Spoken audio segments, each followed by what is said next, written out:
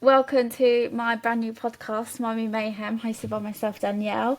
And joining me along the way on each episode are some amazing guests talking their personal journeys of parenthood, whether it be through younger kids, teenage kids, or adult children, and some professionals along the way as well that can potentially help some of you.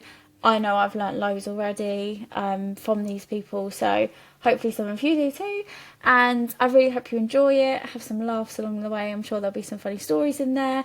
So yeah, all I ask is please subscribe to whatever platform it is that you're listening on. It really helps the podcast. And then hopefully I can bring some more amazing guests on there. So yeah, thank you for listening, and I hope you enjoy the show.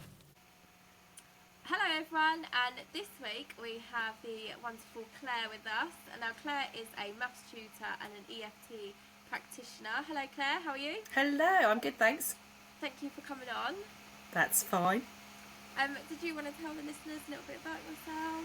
Oh, gosh, I hate those questions, I really do. Like, how much information do you tell people? Pretty sure there's some ADHD brain in there that comes into that for me. So, yeah, I'm Claire. I am...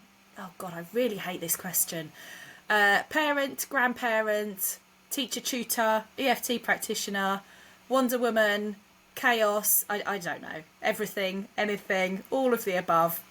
Every probably job description. Yeah, millions of hats. I feel like way that too many comes hats. with Mum, but being like a grandparent as well, you've probably got like another load of plates that you have to juggle with that then.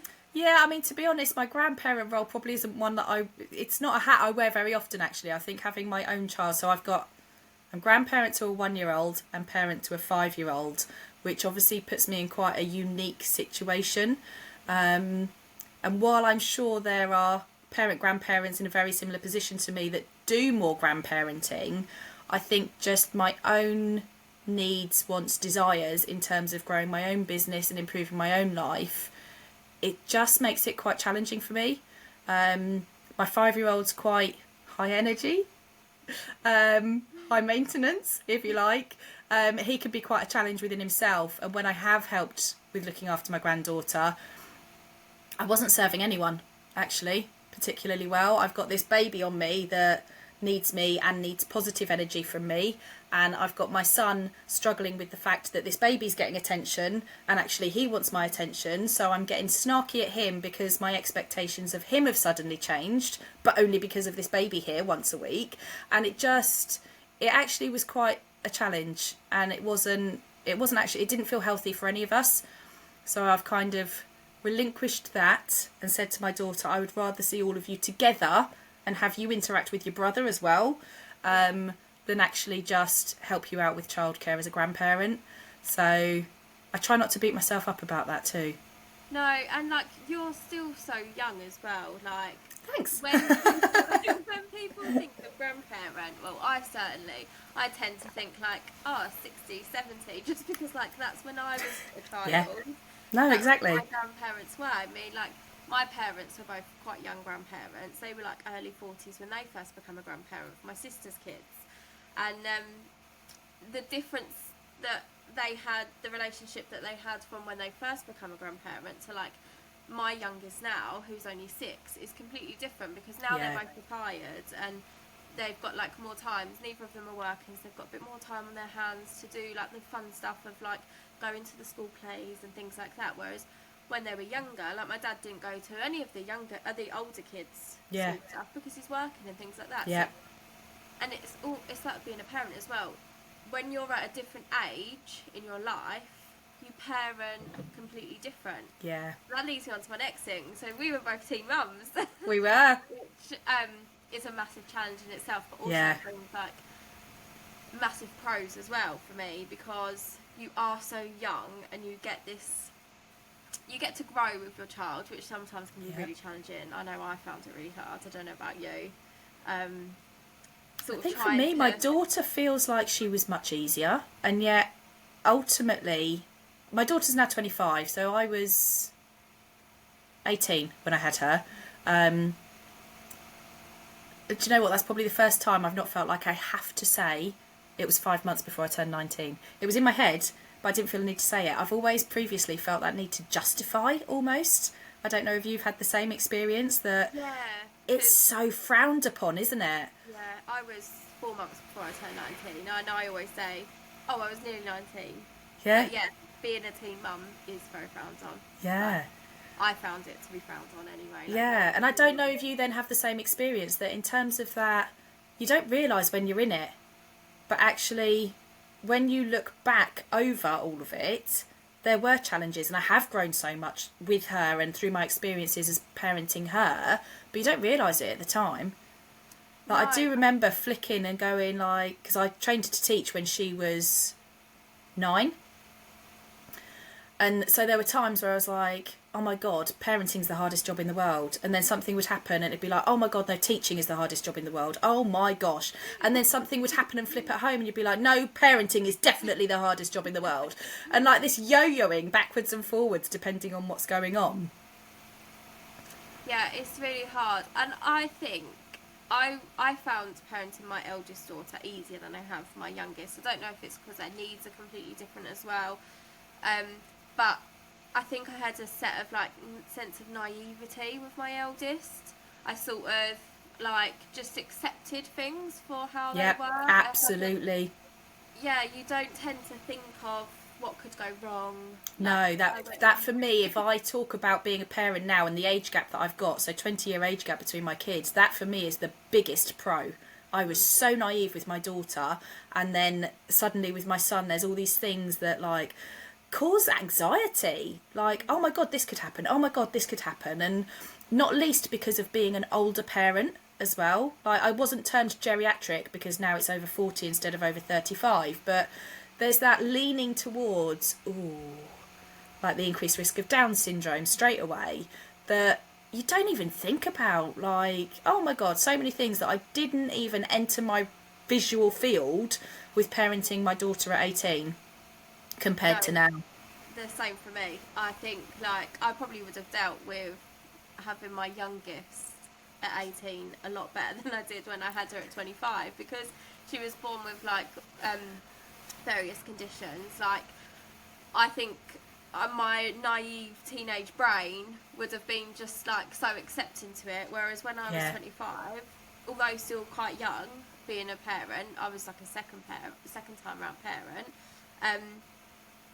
I thought of all the possibilities of all the bad things way before, like, I thought of, oh right, okay, then just sort of accept it, whereas when I was 18 I probably just would have been like, all right, okay, like, like, you're just so naive. And that is a pro, I do think, of not having them worries. Well, you don't put the pressure on yourself then either, do you? Like, if you're not even thinking about it, you can't possibly put pressure on yourself or beat yourself up the same way, because there's definitely that too.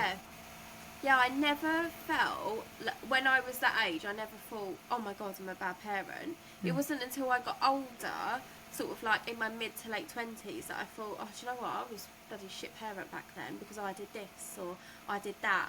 And I'm thinking, why am I like questioning it now? Like, it was sort of 10 years ago, but like, I didn't think it back then. No. I thought, oh, I'm bloody great. Like, you're naive about yourself as well as parenting, aren't you? Yeah.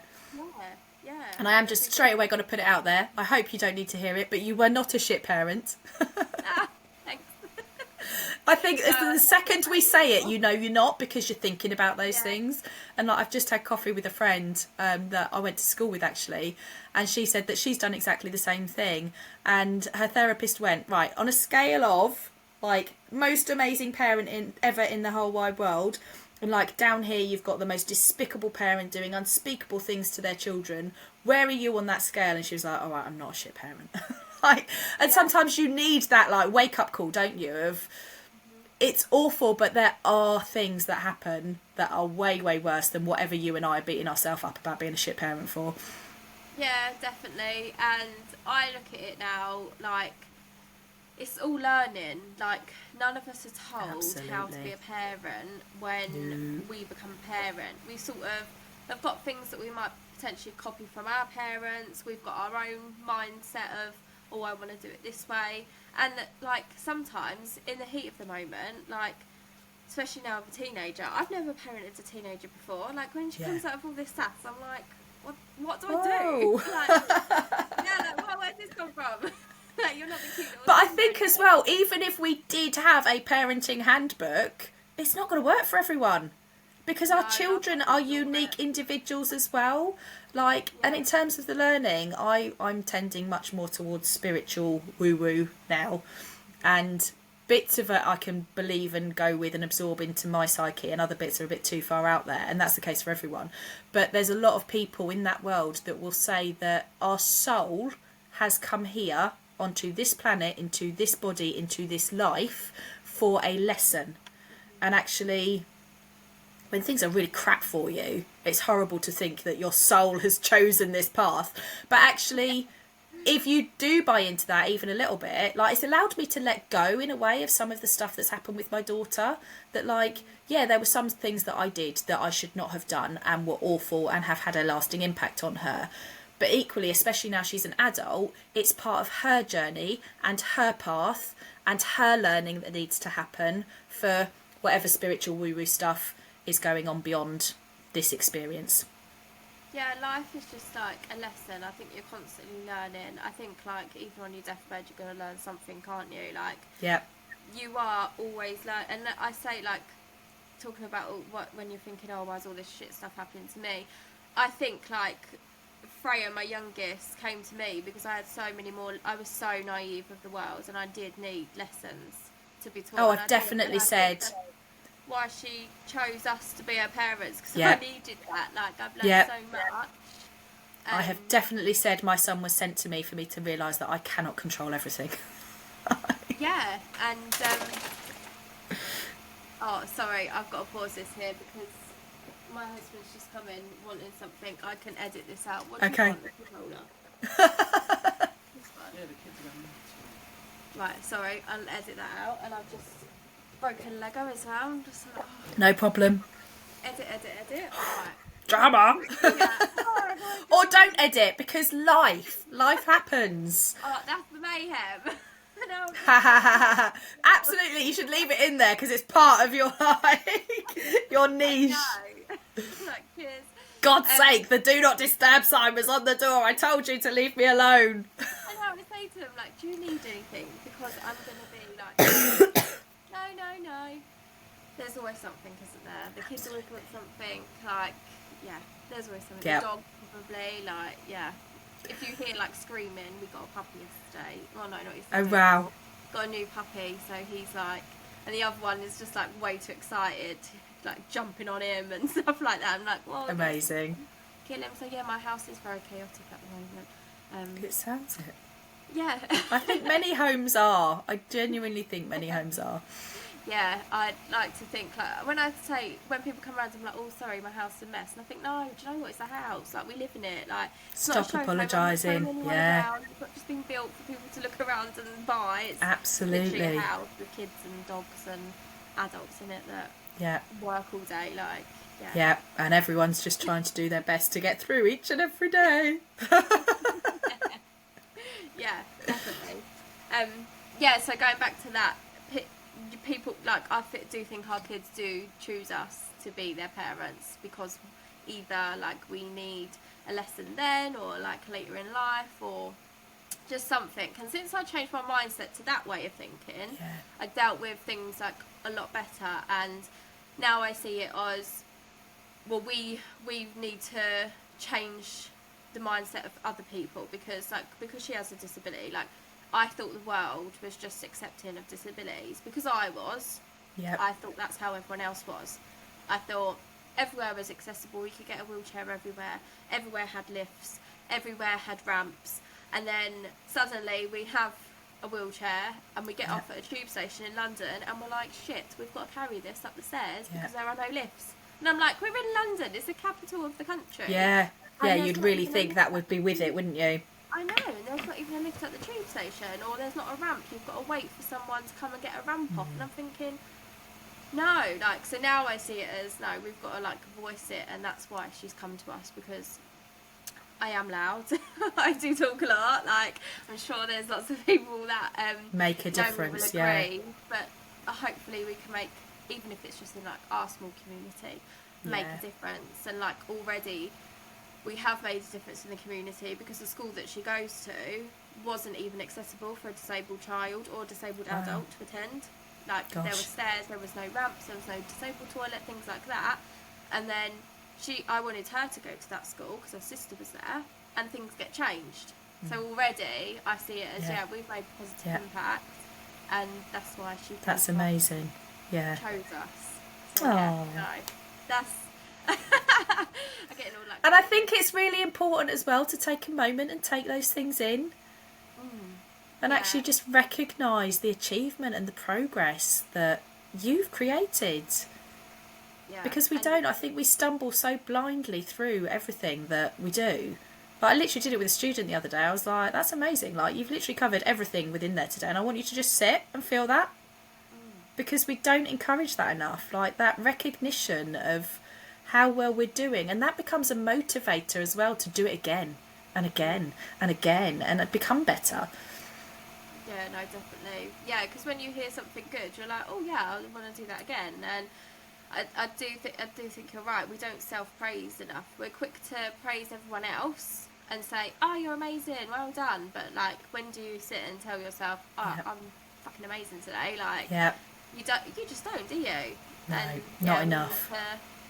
Need to get that out more, I think, because I say to the kids all the time, like, say that you've done something amazing, like, and whatever, and then I think, I had a proper heart melt moment the other day. So my son still needs support to go to sleep every night, and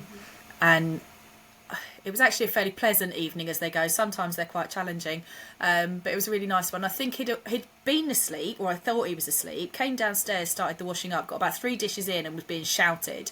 So I went back up, and he's laying there, and of course there's then my own frustration of like, for God's sake, I thought like now my evening was my own and it's not again. So I'm sitting there next to his bed, and he has his hand on we call it booby, it's not booby. He'll put his hand on me, and he turned over the other way, so he was in his comfy spot, and he goes to me, what are you grateful for today? And I was just like, oh, like, it's so nice when those things, like those positive things that you're trying to do, and it show them and allow them to experience, when they reveal that actually that's going in. So I gave him this whole spiel of things that I was grateful for. And then I was like, what are you grateful for? I don't actually think I even asked him, and he went, I'm grateful for lots of booby. Oh, bless him. And then he basically gave me my list back, which had included, obviously, I'm grateful for him and I'm grateful for his dad. We've separated, but I'm still so grateful for his dad. But so even though everything else was an echo of what I'd said, it was still so cute when he also went, and I'm grateful for you and Daddy. And it was just like, oh, I love that. It's a tick on the parenting, isn't it? When that was a definite parenting win moment. Yeah, you like tell them all this stuff like constantly, and you think they're not listening. They're not even like, they don't care. And then like there is them quiet moments, because and that bedtime, like my youngest is 6. I still put her to bed, and we lay in bed until like she's asleep. Like, she just won't go to sleep on her own, and if she wakes up in the night, I have to get back in and give her a cuddle until she's asleep. That's fine, because now I know she's not going to want me in her room at some point in her life. Like, my 13-year-old, I have to knock on the door now to come into her room.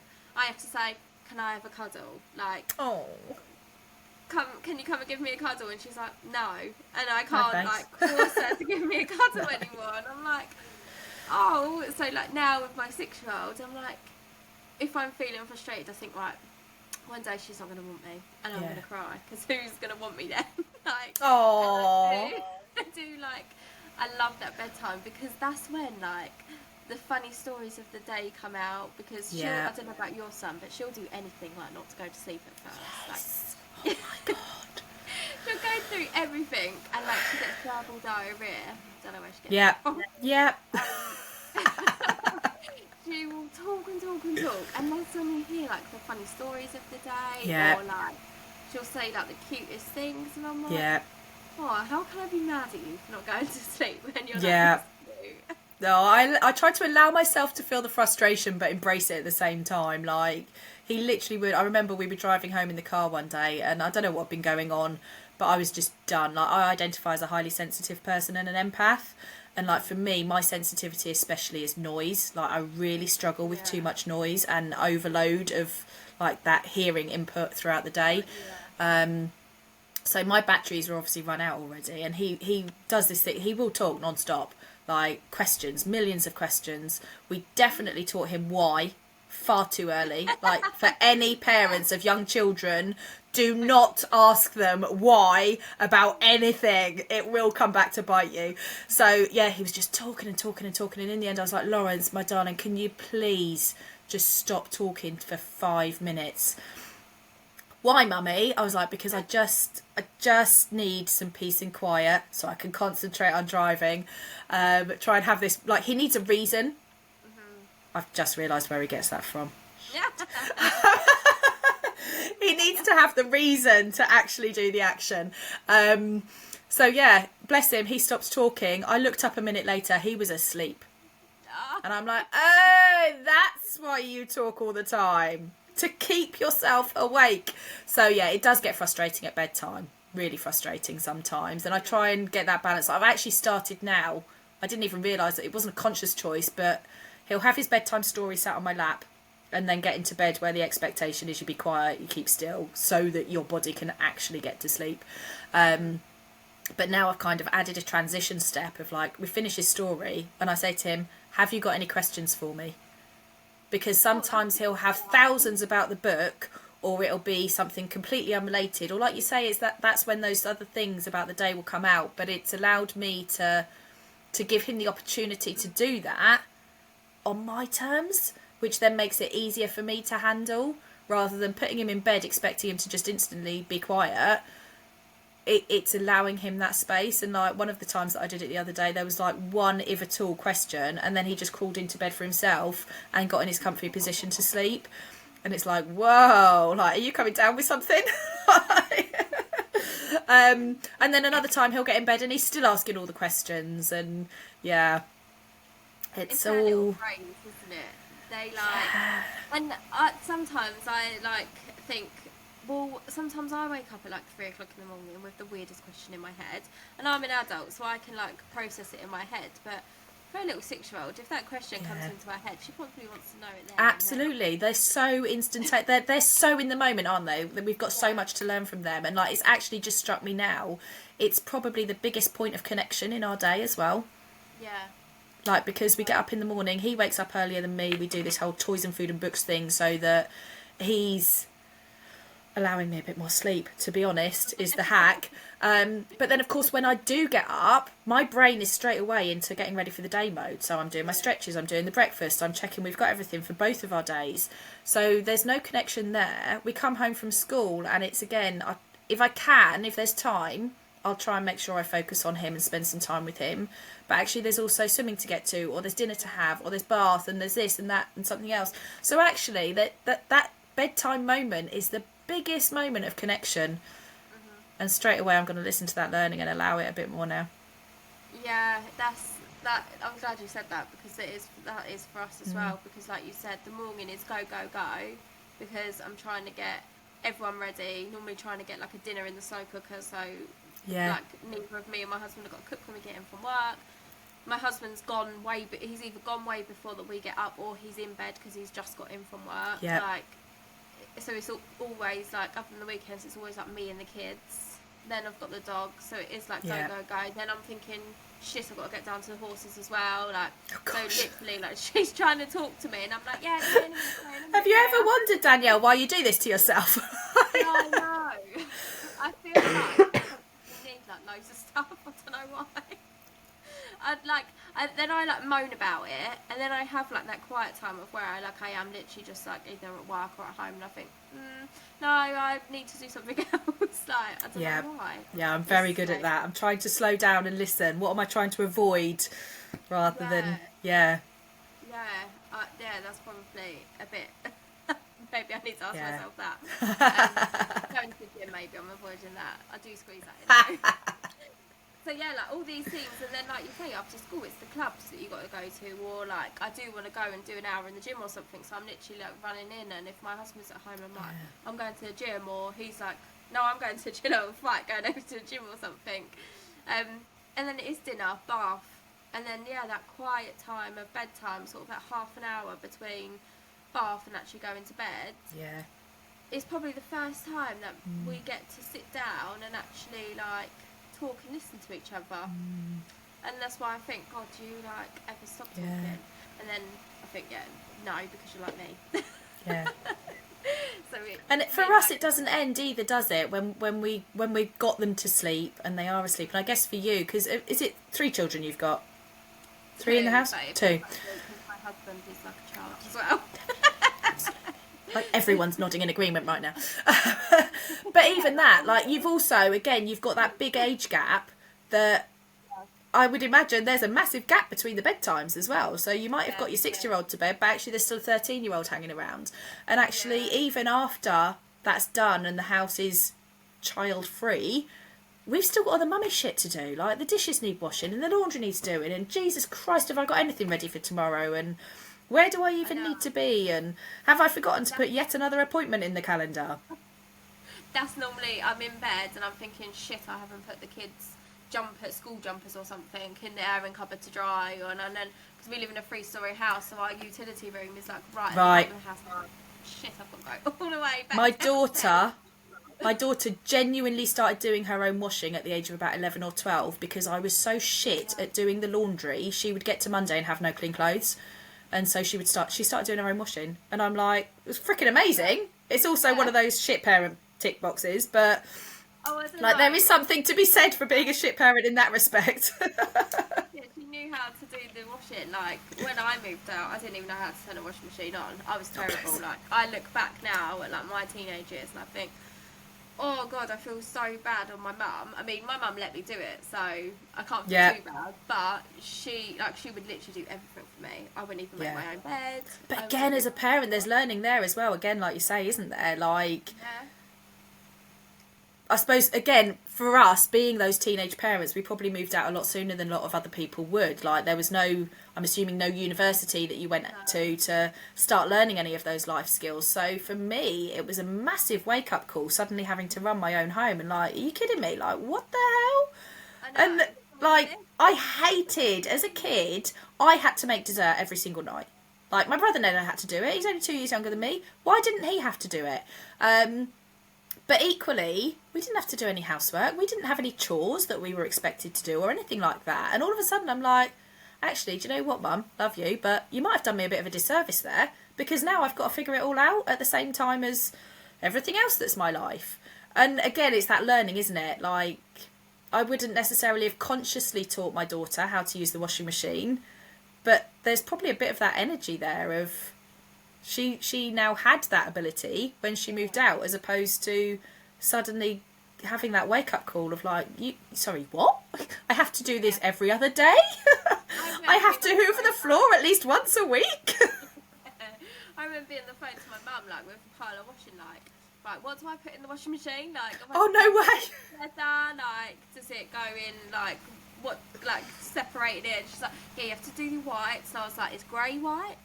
Like, she's like, is it dark grey or light grey? I'm like, well, I don't know.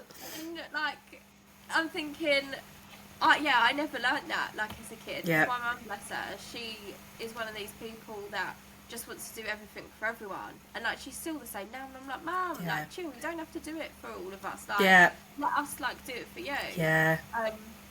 But, yeah, I didn't know how to use washing machine. I knew how to cook pasta.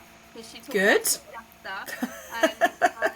I knew how to cook pasta and I didn't have. So you're never going to starve. Great. No. So we always had pasta and cake when we first moved out. And then when I was on maternity, that's all I did was like bake cakes because that's all I knew how to do. And then all my friends were at uni, and I was like, what am I going to do? Like all my family, like my mum, my sister, they were at work, and I was like, I'm so bored on my own. I've got like, no friends or anything. And so I just baked like the whole of my maternity. Oh, bless you. Which then my husband was like, that's why I put on so much weight. I was like, well, you didn't have to eat cakes. Yeah, didn't make you eat it. You weren't chained to a chair.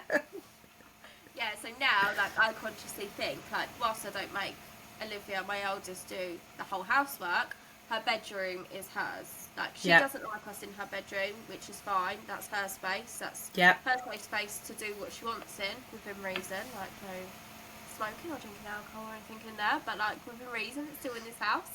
Yeah. But that's her space. She has to keep it tidy. Yeah. And if I go in there to collect her washing and it's not tidy, I'm like, right, before you're doing anything, you're cleaning your room. Like, Yeah. and she moans, but I know when she's older and she's moved out, she's going to thank me, because she'll Yeah. know how to put bedding on. She'll know Yeah. how to, and it won't be like, shit, I've got all this housework to do. Like, what do I do with Yeah. it? Like, she knows like what comes with having a house. Yeah. So I do think, yeah, kids definitely need that. It's the love with boundaries, isn't it? There's like, I totally get it, that whole, you want to do better for them than your parents did with you. Like you said, there's always those, oh, I hated that my parents did that, so I won't ever do it as a parent. And actually, I really liked that they did that, so I will do that as a parent. But there's definitely been a growth in, I suppose, so I'm heading towards mid-40s. There's a lot of people my age and a bit older that maybe grew up in very authoritarian households where you have to do this, you have to do that, you have to do something else. And so for them it was then about, well, I'm not going to do that to my child. That was horrendous. And almost letting us get away with too much. And actually it's about having both together. It's the love with boundaries. Like, you can absolutely say no to your child, but you can also insist that there are things that they do have to do and expectations that they are required to meet, and whether that's about the boundaries that you have or like setting them up for those skills for life, because they are necessary. And it sounds like we've both experienced that whole like coming down with a bump of like, oh my gosh, and not doing that to them. They might not see it in the moment, but that's where we're coming from with it. Yeah, definitely. So Like, yeah, I'm it's so all thankful. love with boundaries. Yeah, it is, isn't it? I was so thankful that, like, my husband knew how to run a house, because he did a lot of the housework and things like that when he was little. Yeah. And when I say little, we were still little when we moved out ourselves, but like when he was younger, Yeah. and like he looked after like his younger siblings and things like that. So Yeah. he could do the housework, so he taught me. Yeah. Basically, and like my mum would come around and show me like bits and things like that. But even now, like, there'll be some stuff, like if the fuse box or something goes, I'm like, I don't know what to do. Yeah. So now, like, when them things happen, I'm trying to teach Olivia, like, oh, this is what you do. Like, Yeah. just starting to teach her like little things, just so when she does get in her own house, she doesn't think, oh my god, like. Yeah. And because Also that you need a man to do everything for you. yeah, Like, and I think having girls are more like, you need to learn this. Like, Yeah. and she doesn't want to live with anyone ever. She wants to live in a van with a dog. So Good dream. That's fine. She doesn't like people, so she's very. I'm on I my can own, relate to I that want too. my dog. So she won't have much housework to do. She's just in a van. Yeah. Although actually she'll need to do it more to make sure it's like comfortable, cozy, not chaotic. Yeah, she's more like living chaos as well. I think that's just Tino, messy room. Yeah. Just, yeah. But I say to her, you feel so much better when it's tidy, don't you? And she's like, yeah. I said, well, keep it tidy then. It's easy. Like, it's just you in here. Oh, I go both ways on that. Like, I'm on a massive, like, I need to declutter a lot of crap from my house. And I currently, I tried to avoid it, but in terms of finances as well, I've started tutoring people here in my home. And, like, for forever, I've been like, that's not happening because it means I have to tidy up. Like, so I'm not doing it. Whereas now being separated with a young kid, obviously I can't do the hours like I would have done once.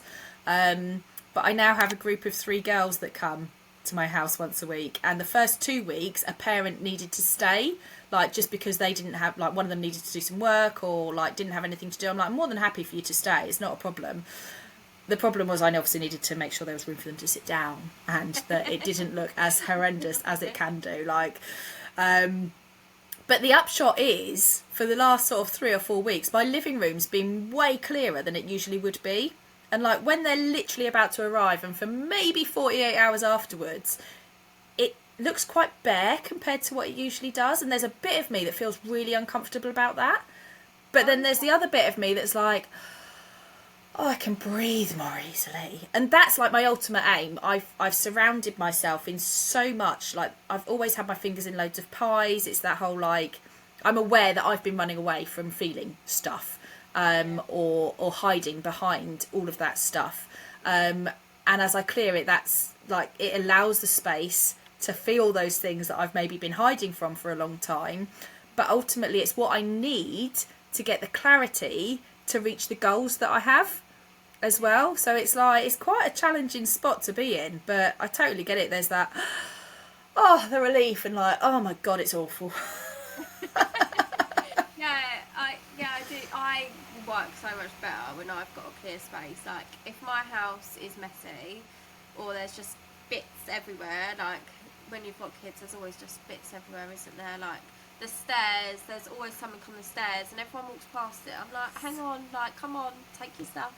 Like, Oh, I can be just as guilty of that. Like, I literally, so I've got a bend on my stairs, so I've got a square at the bottom, and if I put stuff there, I will climb over it quite easily. So yesterday I hacked myself. I had a pile of towels that instead of putting to the side of that square so that I could walk past it, I literally put in the middle of the first step to go up so that I couldn't. that's what I do with her stuff. So if I know she's going to go upstairs before me, I will put her stuff in the middle of the stairs, and quite often she will just stand over it. Still climb over it. She'll climb over it, and I'm like, right, have you walked up these stairs? And she's like, yeah. And I'm like, did you come past anything? Yeah. Nah. I'm like, yeah, that's up on the stairs. Yeah, I just stepped over it. Yeah, that's yours. Take it up. Or even if it's not yours, take it up. It's in your way. Yeah, give us a hand, please. Yeah, she'll step over it. I'm like, oh. Amazing. Like, fair play. Like, you know what you want to do. But, yeah, take your crap upstairs. Because, I always said, because we used to live in a bungalow, and then we moved into this house, and we've got 3 stories. And always said, I'm not going to use the stairs as a dumping ground. Like, you're not allowed to put stuff on the stairs. That's the first place I put stuff now. Yeah. Like, oh, that lifted upstairs, chuck it on the stairs. And then I'm like, trying to carry everything up. I follow some decluttering ladies. I actually signed up to like their program last year. Didn't get very far with it, if I'm honest, but it's there. One of their things is take it there now. And that lines up with something I came across ages ago. I can't even remember where it came from, but the one-touch policy. Like, if I pick up something from the kitchen that needs to go up to the stairs and I put it on the stairs, I've got to touch it again to then take it upstairs. If I can't be bothered and I dump it on my bed, I've got to touch it again to put it where it needs to go. And actually, if your brain's in the right space and you go, right, one touch, I've picked it up, let's put it straight where it's supposed to go. Like, those two theories align with each other, and it does make quite a difference, actually. Yeah, I need to adopt that more, because especially like with washing, because I do have to go from like the bottom floor up 2 flights of stairs. I get to the middle floor and I think, oh no, fuck it, I'll do that in a minute. Yeah. But what I should do is just carry on walking up and just put it away, because it sits there for a couple of days. Alternative hack, bring all of the clothing storage down a floor. Oh, I got no space. No space. And normally my middle floor is like my tidy floor, because that's Okay. Yeah.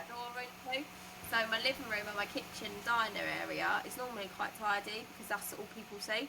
So that's all I care The visitor about. rooms.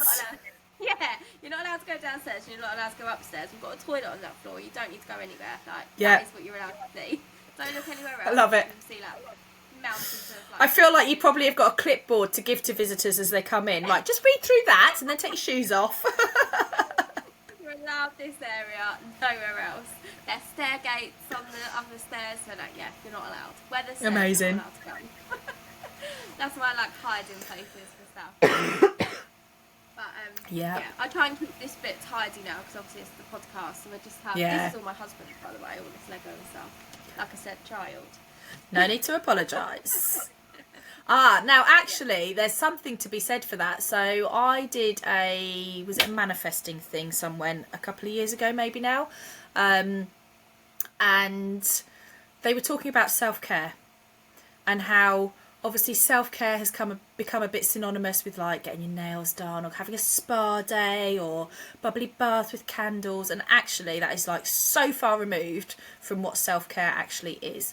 And instead, self-care is about feeding your own soul, so that, like, it's properly that whole self-care is not selfish. If you are not looking after yourself, you cannot look after other people. And that's something that I've really started trying to embrace with me and my child. And I will actually say to him, again, probably in those challenging bedtimes, I need to go downstairs and have my food, because if I don't look after me, I can't look after you. So he's starting to hear this. I need to look after myself in order to look after you and be the best mummy I can be for you.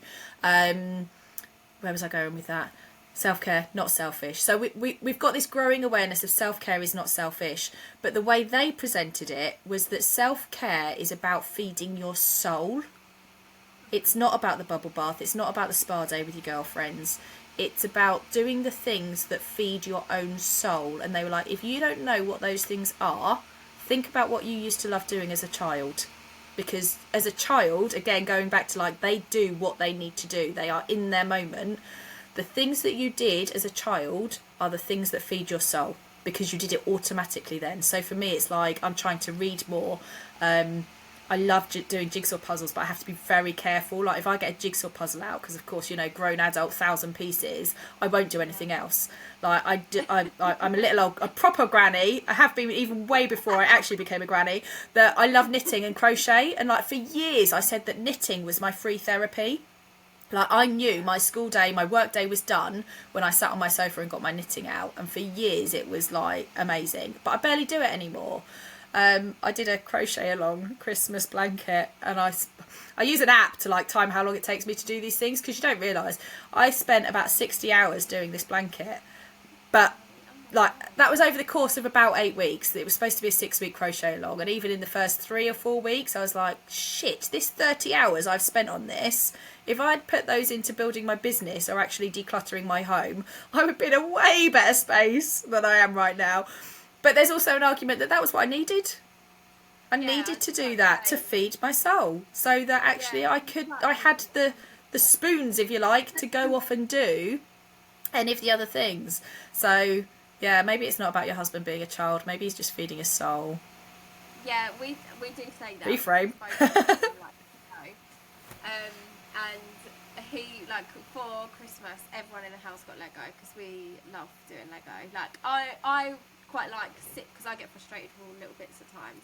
So I quite like sitting there and watching him build, like, Lego.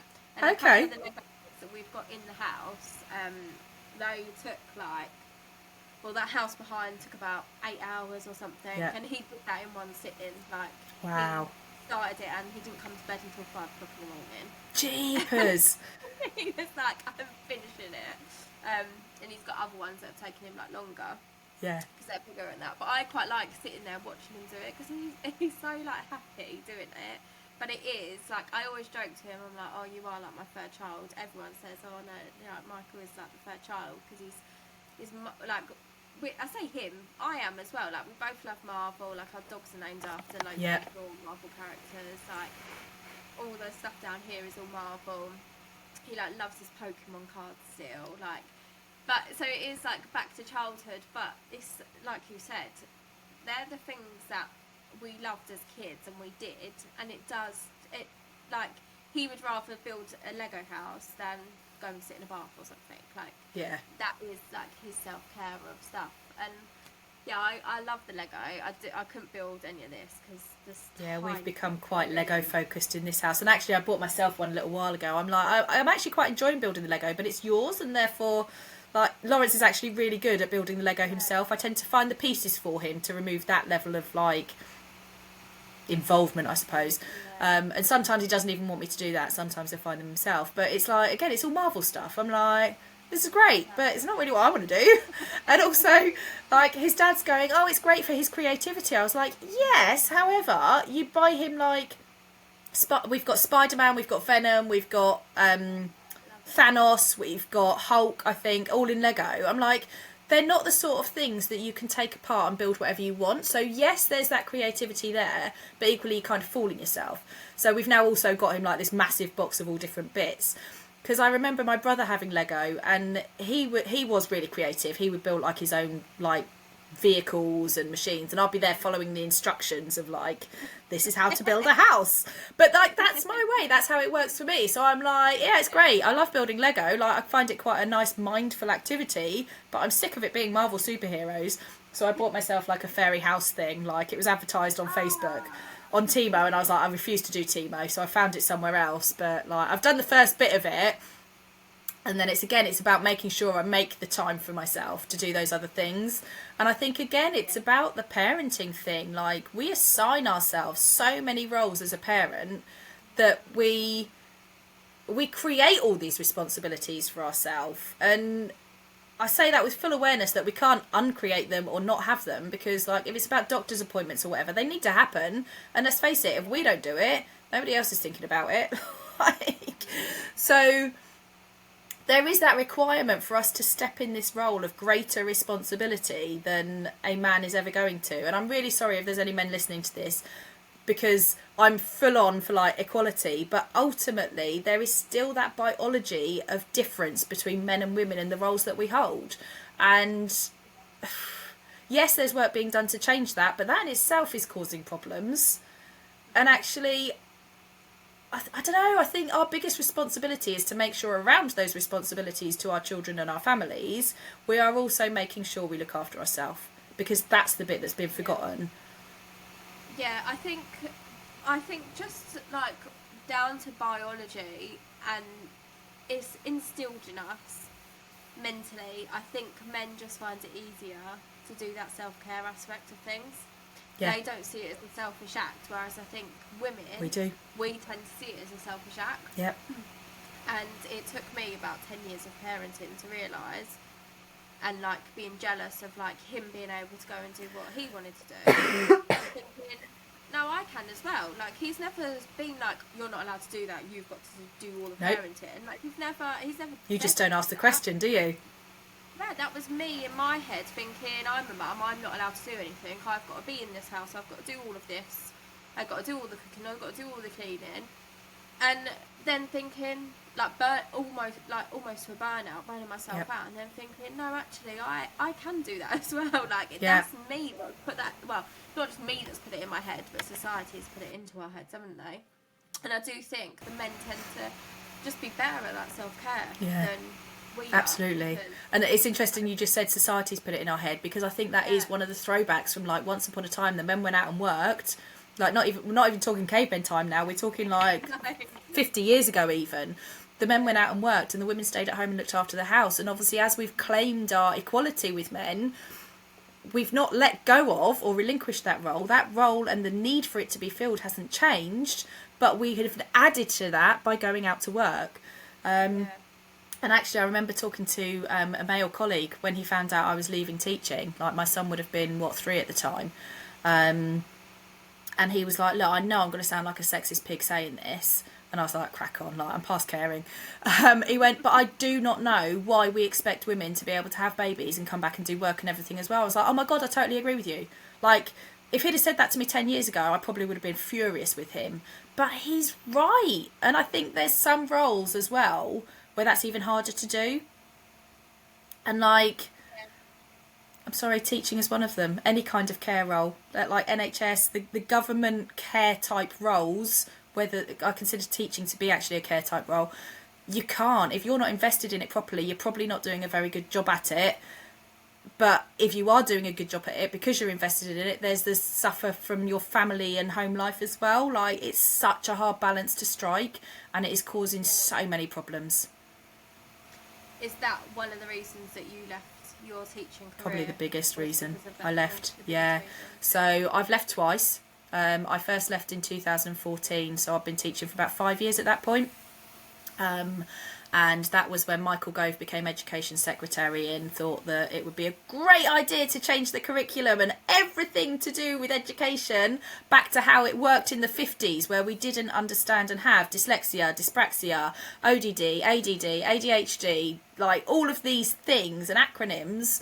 And he's gone, no, let's go back to the 50s where everything was just one exam at the end, because that's got to work for everyone, because it worked for me. So that for me was quite a big thing. I like massively disagreed with it. I was like, you've got an amazing opportunity to change the curriculum and make it fit for purpose, but it needs to be fit for purpose for this world, not that one. And so I think that was all done completely the wrong way round. And in line with that, like, I was already having those thoughts as my school became an academy. And on the very first inset day in September, something was said about the bottom line, and I was like, I'm done. Like, if you tried to make education about money, you are totally coming at it from the wrong viewpoint. You are failing our children and our future by making it about money, because it cannot be. So I left in 2014, got bungee corded back, and initially I kind of protected myself and put that boundary up of, I'm not going to be employed, I will contract for you while you try and find somebody to replace me. And then my head of department came in one afternoon and she was like, right, we've got an interview tomorrow and it's looking really quite promising. Are you sure you don't want a job? So I went home and chatted with my partner. I don't think we were married at that point. No, we wouldn't have been, because we were starting to think about moving house. We were starting to think about having a baby together. And it was like, do you know what? Actually, both of those things are going to be easier if I'm employed. So I ended up back being employed. And it worked. And it was fine for a while. And then I had my son. So he was born in 2019. No, he wasn't. 2018, sorry. So then, of course, 2020, lockdown. Going back into school after that was really hard. And actually, I finally had to face the fact that the anxieties that I had were actually mine, whereas I had been blaming my husband, because he is sort of a lot more generally anxious than me. And I thought I'd absorbed his, but actually I had to face the fact they really were mine. I disagreed with the way some things were done during lockdown by my school and afterwards. And I think, again, there's been massively missed opportunities in terms of how we support children through coming back after all of that.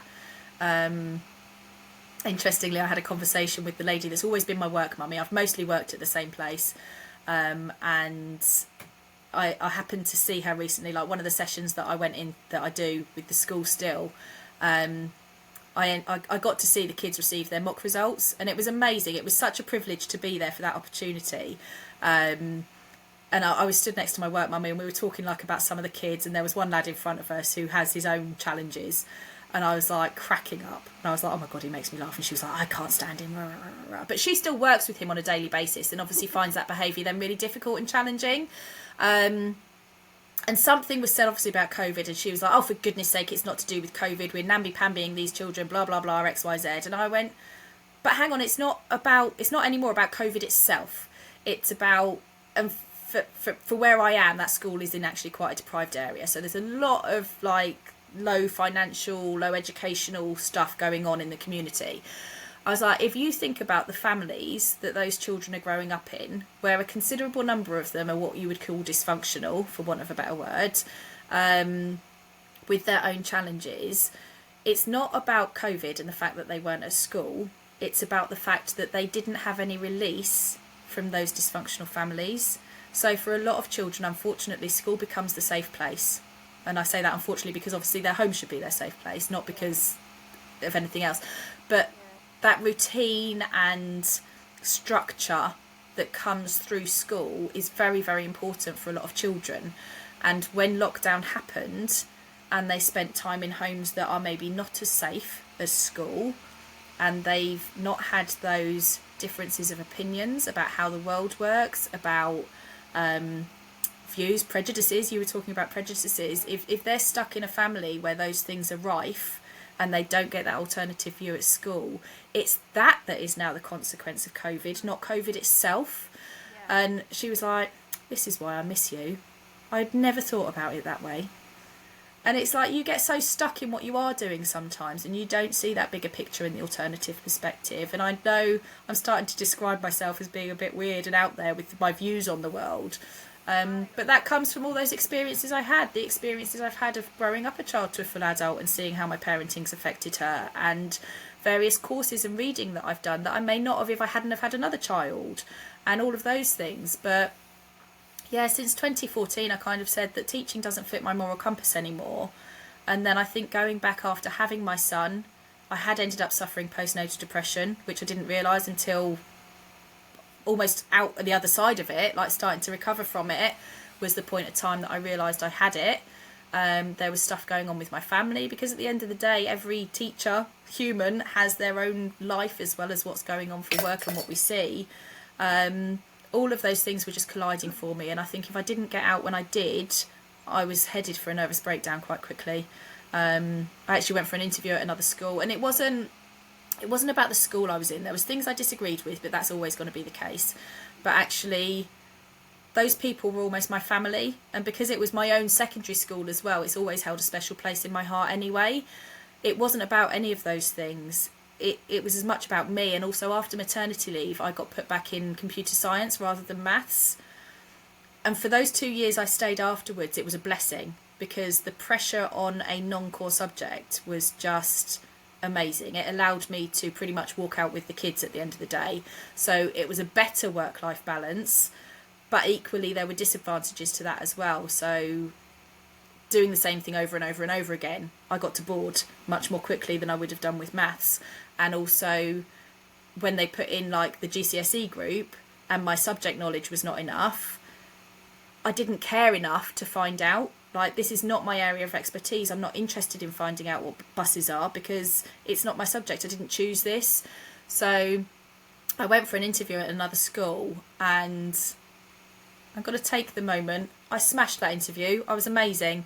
But I was up against somebody who knew a lot of the people there. And while they'll say, oh, it was nothing to do with that, it definitely was a factor. But even by the time I got to the interview, to be honest, because that was in a special needs school, and I'd had a run-in with one of our ASD kids at the mainstream school and been like, oh my God, why am I doing this? But it would have gone from secondary to primary, so there would have been a difference there. In my head, I was like, the whole behaviour side of ASD, the school is set up for it, whereas a mainstream school we're not. So it could have been a fantastic opportunity for me, but actually by the time I got there, I decided that if I didn't get that role, I was still leaving the one that I had. And I didn't know what I was going to do. Both times I've left teaching, I did not know what I was going to do. And my husband was very supportive on the surface. It turns out he didn't agree with what I did, and maybe there was deeper conversations to have there. But I'm so grateful the fact that he supported it, because like I say, if I didn't leave when I did, I think I would have hit a nervous breakdown by December. And that's partly my own doing. Like, again, that pressure we put on ourselves to be everything to everyone and ignore ourselves in the meantime, it just doesn't work.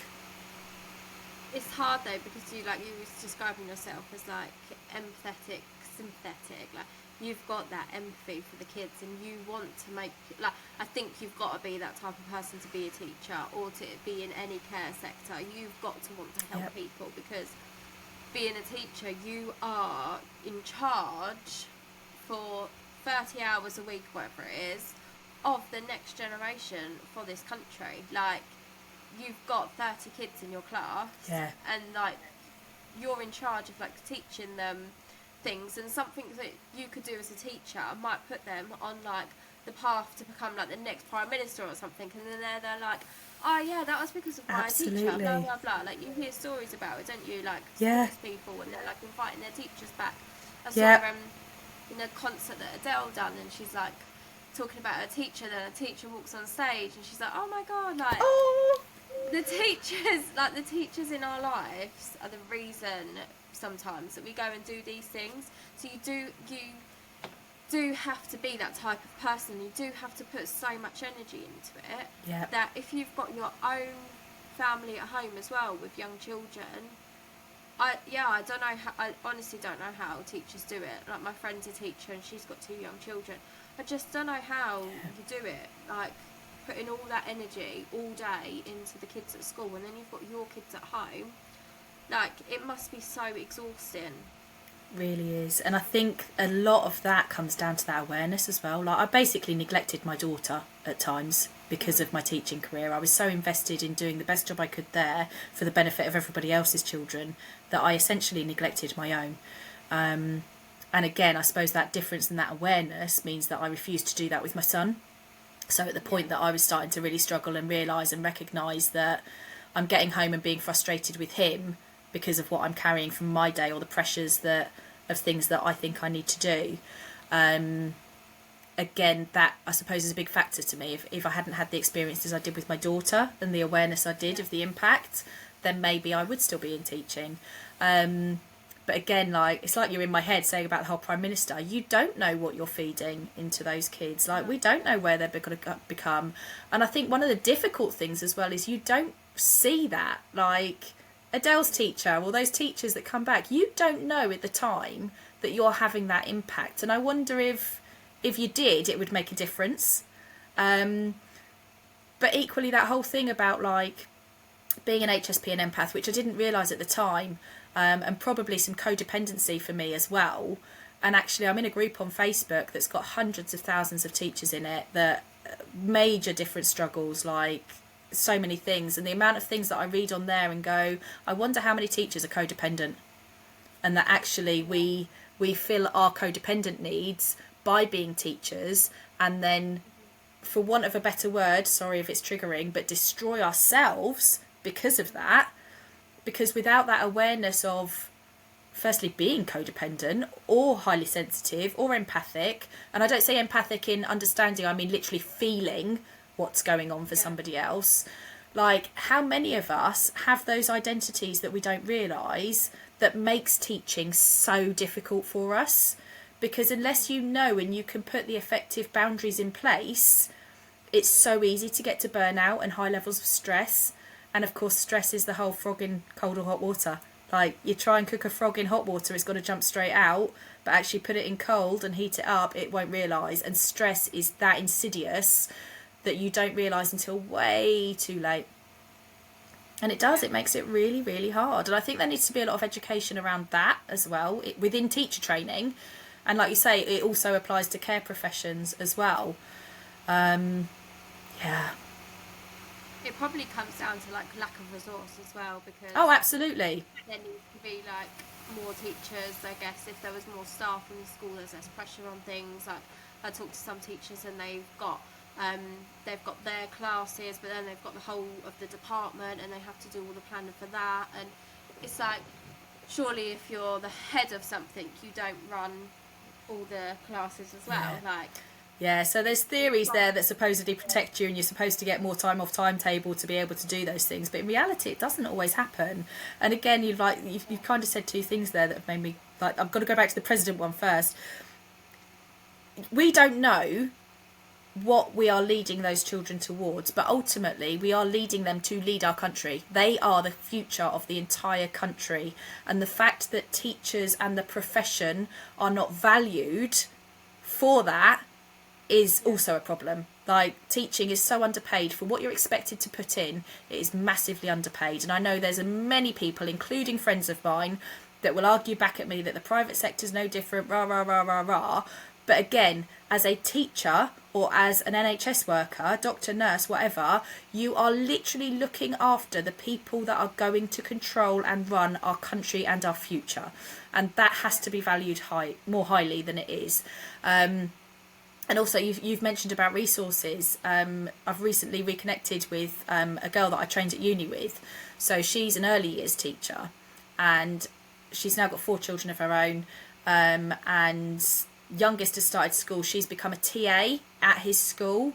And she was telling me the other day how she'd had to go in the staff room and cry, because while she's there to support a variety of children, there's maybe one child that needs one-to-one support, but the resourcing and the funding isn't there to fulfill all these children's needs. And again, if you're that kind of HSP empath type person that really cares and is really invested, it's really hard to work in an environment where you literally cannot give these kids what they need to flourish. And really, that's what teaching is all about, is supporting children to flourish. And it's just not happening. Yeah, you see it everywhere, don't you? Like, we are really lucky where we live. The schools are very small. So I think there's like 90 children in my youngest daughter's whole school, and that goes from the age of 3 until they're 11. Yeah. They do get like much more like one time with the school, and like doing thanks to the council, they funded one for her, Which is amazing. Like, getting around the school and things like that. It can be dangerous for her not to have that. So we are so lucky that, like, council and that supported that, and it allowed her to go to mainstream school then, because there's no reason why she shouldn't be able to go to mainstream school. So with the smaller schools, we do see that they do get a lot more like personal time with the teachers. They're not just seen as like a kid in a class sort of thing. Because the school is so much smaller. But like these big schools, the teachers just haven't got enough of them. They need like 3 or 4 to a class, and there's like one of them. Yeah, absolutely. It's the whole system just needs like reframing, and like we said before that we were recording, that's why you have a lot of opinions on it, like as do I. Almost too many. Yeah, you can't allow it to like beat you up about it though, because they're like, whilst we can voice it, we're not in charge of that sector for the country. Like we have no, but I think like you've affected change already, and I think it's very easy to underestimate the impact we can have as well. Like you think I'm just one person, I can't do anything, but actually it's that whole thing, isn't it? If you can change it for just one person, you've made a difference. Yeah, definitely. So you've done it because your daughter needs it, but actually that's now supporting how many other kids? Like how many more kids are now going to be able to access that school because of the work that you've done? I just wanted to use this opportunity quickly to tell you about one of our amazing sponsors that we have on the podcast. They are a business called Mummy and Me Baby and Children's Wear. They are a gorgeous brand that sell the most beautiful products that you can have personalised for your children, and they are stunning. So for any occasion, birthdays, Christmas, Easter, Valentine's, everything, they do it. So check them out on their socials, on Facebook, on Instagram, and also their website www.mummyandmebaby.co.uk. Thank you. You've obviously done loads of work to make school accessible for not only your child, but the impact that has on other kids. Yeah, it's even like for a teacher with disabilities, like they wouldn't have been able to, if they was in a wheelchair, they would not have been able to access into that school. And like you say as well, where that disability is physical with no mental impact, there is absolutely no reason why both a teacher and a child should not be able to be in that mainstream school. Yeah, exactly. So yeah, we were really, really, I'm not going to say lucky, because it should be, you shouldn't even have to think about having these things installed. They should be there anyway. Yeah. I understand the school's a very old school. We live in a very small community. It's very rare. Like being disabled is rare, isn't it? It's not likely to come about much. Yeah. And Freya's condition is like 1 in 3 million. It's not. Wow. For a little village like us, it's not something you would like normally come across. And so I understood, and just all it was working with the school and the council, and them seeing, well, actually, there is a need because we aren't accessible. And again, it comes down to that naivety. It's things that you don't like think of. Like when my eldest was there, I never thought about it. I never thought. No, you wouldn't, because you didn't need to. Someone in a wheelchair's not going to be able to get around this school. No. Like, and the teachers had never thought about it because it had never come up. And that's not because we're all bad people. No. That's just because it just wasn't a thing we thought of, because it wasn't in like our focal mind sort of thing.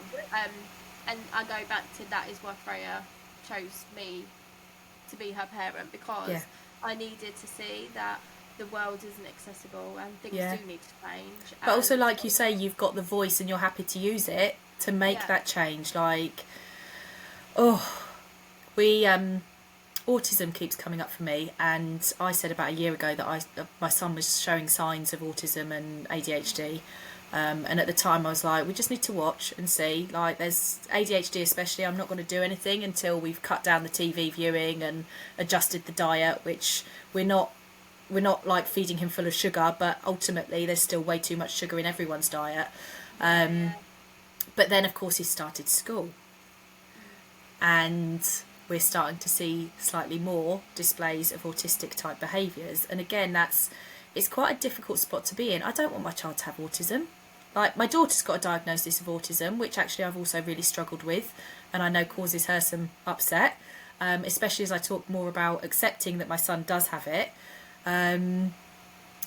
But it's it keeps coming up. So of course I'm reading around it, and again it's that awareness. And one of the best books I've read is by Heidi Mavir. It's called Your Child Is Not Broken, and it's one of those books that I think every human should read, like not just parents of neurodiverse children, not just teachers, but literally every human should read. And when I read it, like the questions I started asking myself as a professional, like as a teacher, really made me think about how I behaved as a teacher. And again, it's about that awareness and exposure. Like, I would never have done that as a teacher, and maybe I should have done, but why would you? Because you're so wrapped up in what you are doing. And like you say, I think these things come to us when they need to. Yeah. And it's about that, again, I suppose that space, the clarity to pay attention to those things as well. And that's where I think I get, again, a bit spiritual, a bit woo-woo, a bit out there for some people. No, I love all the spiritual stuff. I do. It's been there for millions of years. Like, it's not, I don't Yeah. think it's all that crazy. I saw a really great thing a little while ago that was like, I can't remember the full ins and outs, but basically religious people call it prayer, spiritual people will call it manifesting, witchy type people will call it spells, scientists will call it, I don't even know, I can't even, like I say, I can't remember most of it, but it really stuck with me. Like, all these different types of people will name it all these different things, but not one of them disputes it's there.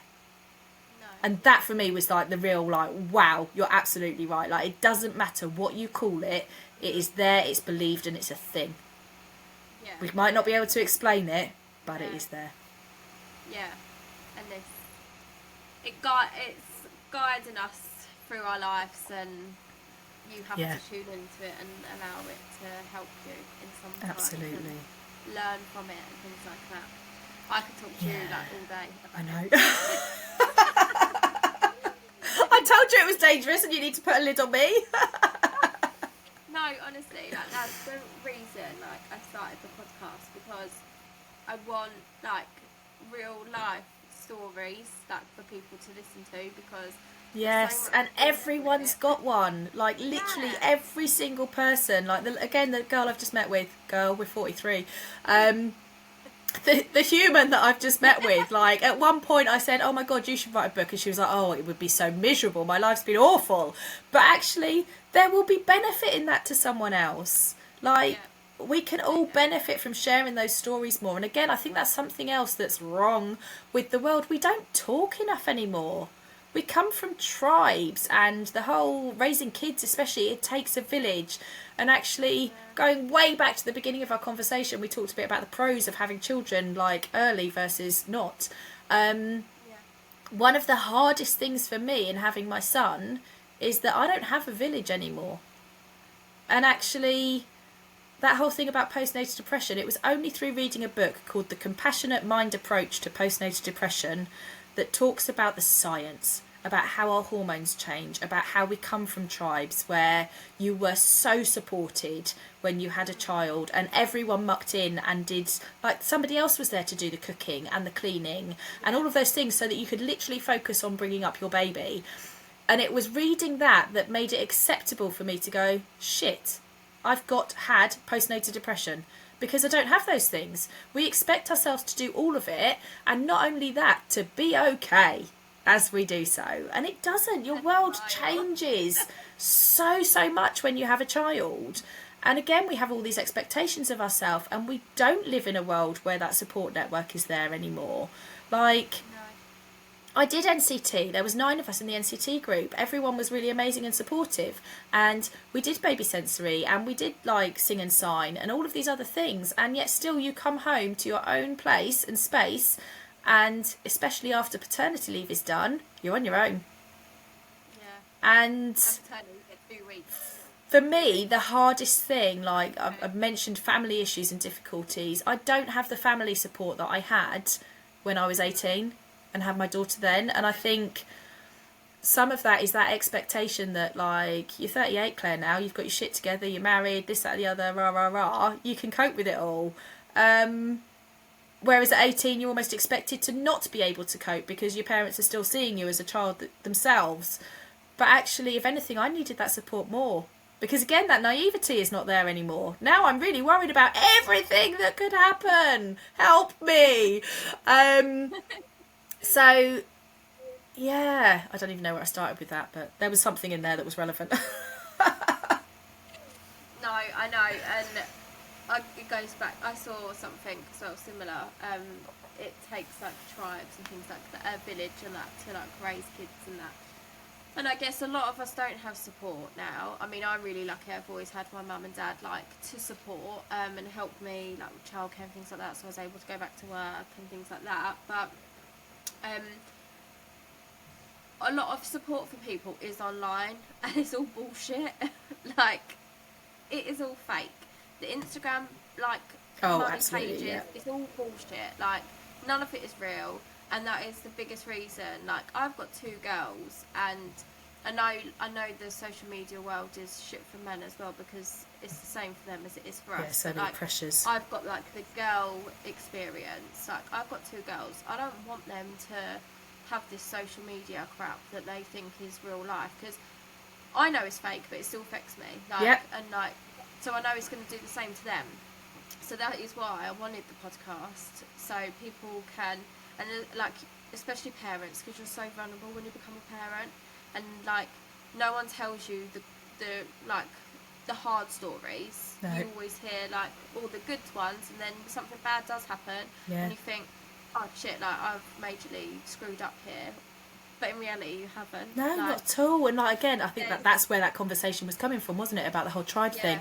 Like, I mentioned we did NCT. We were a really big group. There was 9 of us in our NCT group, and we ended up the middle baby. So, bearing in mind we were 5 of 9, I had my son. He was a breech baby, but we didn't realise. Now, I reckon he was stuck there for probably about 10 weeks, and they didn't realise until I was already in labour, and then I was left in labour for 3 hours before they actually did the C-section. So it was a traumatic birth for him, which in itself has obviously got issues, problems, difficulties. Even for me, there is trauma there for me as well. I've not gone anywhere near that yet, because actually what took over instead was how fucking hard it was to breastfeed. My daughter came out, my mum shoved her on my boob, we were away. So all the NCT classes, anytime they mentioned breast versus bottle feeding or whatever, I paid 0 attention, because I was like, I've got this, that's easy. No issues there whatsoever. No, bullshit, Claire. Like, oh my God, I could not have been more wrong. And it was hard, so hard. Like, it was so painful. And actually I'm that out there that if I felt brave enough in that moment, I would have said at one of our NCT meetings. And actually, do you know what? I think I did say it jokingly, but every joke has an element of truth. Can someone else feed my baby? Like, is it me or is it him? And like, actually, that would have worked for all of us, because as soon as I actually said, remembering there's 4 babies born before me and 4 after, when I, as number 5, said, oh my God, breastfeeding is so hard, what the fuck? Everyone else was like, oh yeah, I'm finding it really difficult too. Oh, actually, I'm finding it really tough too. And I'm like, why have you not said anything? Like, the whole point of NCT is that we're here to support each other, and actually if we don't properly be honest about how hard it is, we can't help each other. And that need to, it takes one person to have the, I don't know if I'm saying this right, but brevity, is that what being brave is about? Like, you need to be brave and say how it really is to suddenly have that influx of like, oh my God, me too, me too, me too, me too, me too. And suddenly you don't feel alone. But instead we feel ashamed and guilty, and like we can't be honest about those things. And it makes it so much worse. Like, because then you feel isolated and alone and unsupported, and like, I can't imagine anyone in my family is actually going to listen to this podcast, but if they do, just going back to the whole support thing, it's not that they're not there to help, it's just that they expect me to ask for it now. Like, if I asked my mum to help me with stuff to do with my son, she'd be here like a shot if she could be. If I asked my dad, he would do what he can. But because of the things and the complexities of stuff that's happened, I struggle so much to ask for that help. And unfortunately, from both of them, there have also then been times where I've done that and it's been rejected. Now, in their defence, they don't realise how hard it was for me to ask in the first place, and so how that inability to do so for whatever reason, and they are legitimate reasons, I know they are, but it adds fuel to that. I can't ask. Yeah. Can't ask. Yeah, it does. And it makes it more isolating and harder. Like, if I want childcare, I have to pay for it. As humans, we don't like to ask. That's not something that comes like natural to us. And yet we need to yeah. so much more. Yeah, we do. And again, another reason why I wanted the podcast, because people aren't going to ask. So if they hear something, they might reach out. So like if there's someone that's been on like a similar journey to you, they might, like about the teaching, they might reach out to you now and be please like, do. oh, you know As what? you can tell, happy to talk. I'm actually just as good at listening. No, it's been really good to chat to you. I could keep talking, but I'm like conscious of like time and things like That's that. But fine. yeah, no, it's been amazing. I don't even know how you get a podcast out of this. I'm like thinking about what we've talked about. Like, have you actually got anything that is useful out of it? But maybe that's not the point. Like you say, it's about being real with parenting. And like, we didn't even go close to touching on obviously building a business around being a parent, which I think was kind of some of your point as well. So maybe there's a follow up. I think there needs to be a follow-up on how to build a business after leaving, like... Oh, then you don't want me, because I don't know. I'm still trying to figure that out. And again, that's the point, right? Yeah, exactly. No one has fully got their shit together. No. No one. There's not one person on this earth that's got their shit together. Like, there's not, and that is one of the biggest things that... Because I always thought I had to have my shit together, but there's no one out there that has. And... what's going to work for someone isn't going to work for another person. No. So how you've done it might be able to help someone. Yeah. So yeah, you're going to have to come on again, Claire, and we'll do like part Thanks. 2 of like leaving the career and setting up a business. Absolutely. If anyone does want links to Claire's businesses, I will have. They're in this bio. But they'll be there somewhere. Claire doesn't have her shit together, so one of the businesses doesn't have anything at all. But there'll be something. You can contact her on any of the things that I've got there. Absolutely. I'll reach out to you. But no, thank you. Thank you. It's been amazing. Thank you. Bye. Bye. Really quickly before you go, I just wanted to tell you about another one of our sponsors that we have here on the podcast, and that is the gorgeous Atta Children, the contemporary children's tableware company that's eco-friendly and sustainable. They've got brand new owners, so some really exciting things happening over there for them, so make sure to check them out. They've got the most beautiful designs, colours, perfect for the modern day living. Find them on their socials on Facebook, on Instagram or TikTok, or on their website, which is www.attachildren.com. Thank you.